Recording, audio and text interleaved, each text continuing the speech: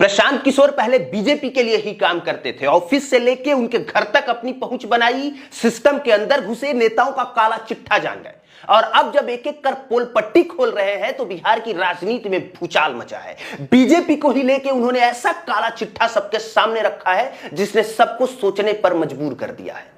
बिहार के ज्यादातर आबादी को यह पता ही नहीं था कि बिहार में एक सिख कम्युनिटी का भी कॉलेज है जिसमें देश विदेश से लाखों करोड़ों ही नहीं बल्कि अरबों का डोनेशन आता है। उस कॉलेज में नेताओं के बेटों को बिना एडमिशन लिए डायरेक्ट डिग्री मिल जाती है और साथ ही साथ इस कॉलेज को हथियाने के चक्कर में राजेश शाह नाम के एक व्यक्ति की हत्या तक कर दी गई। इस कॉलेज का नाम माता गुजरी मेमोरियल मेडिकल कॉलेज एमजीएम है। इसे हथियाने और अवैध कब्जा करने का आरोप प्रशांत किशोर ने बीजेपी के प्रदेश अध्यक्ष दिलीप जायसवाल पर लगाया है।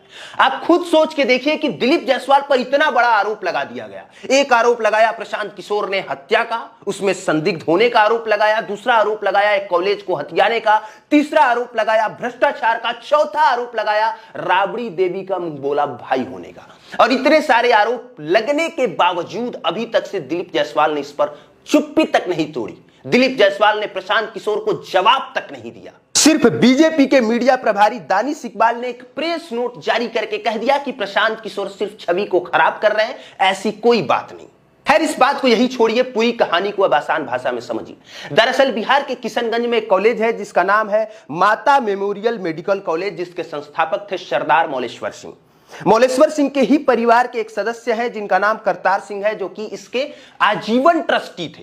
मतलब जीवन भर जब तक ये कॉलेज रहेगा और जब तक वो जिंदा रहेंगे इस कॉलेज के वो ट्रस्टी बने रहेंगे, इस कॉलेज में वो सचिव बने रहेंगे। लेकिन करतार सिंह आज इस कॉलेज में कुछ भी नहीं है। दिलीप जायसवाल जो इस कॉलेज में कभी क्लर्क का काम किया करते थे, वो दिलीप जायसवाल आज बीजेपी के प्रदेश अध्यक्ष भी हैं, राबड़ी देवी के मुंह बोला भाई भी हैं और साथ ही साथ इस कॉलेज के सब कुछ है, ऑल इन ऑल।